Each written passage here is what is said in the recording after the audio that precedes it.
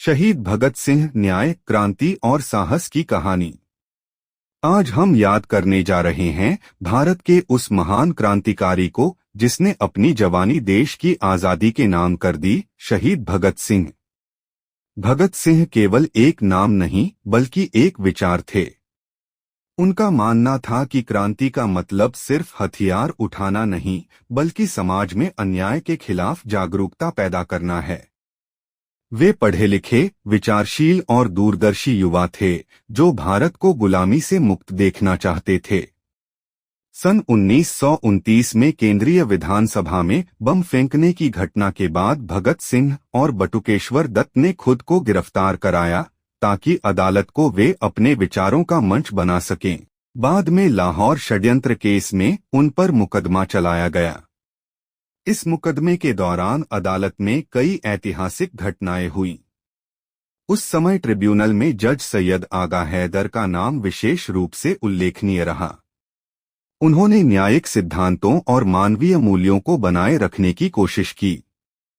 जब क्रांतिकारियों के साथ अदालत में कठोर और अपमानजनक व्यवहार किया जा रहा था, तब उन्होंने निष्पक्षता और न्याय की भावना का परिचय दिया।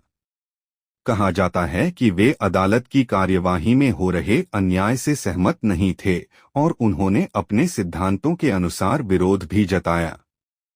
भगत सिंह के पक्ष में खड़े होने वाले वकीलों ने भी महत्वपूर्ण भूमिका निभाई। उनके वकील आसफ अली ने अदालत में कानूनी रूप से उनका पक्ष मजबूती से रखा और यह साबित करने की कोशिश की कि यह संघर्ष व्यक्तिगत अपराध नहीं बल्कि राजनीतिक आंदोलन का हिस्सा था। उन्होंने अदालत में तर्क दिया कि इन युवाओं की आवाज को अपराध नहीं बल्कि एक राजनीतिक संदेश के रूप में समझा जाना चाहिए। लेकिन भगत सिंह का उद्देश्य केवल कानूनी लड़ाई जीतना नहीं था। वे चाहते थे कि पूरे भारत के लोग जागें, सोचें और आजादी के लिए एकजुट हों। अदालत में उनका व्यवहार निर्भीक और आत्मविश्वास से भरा था।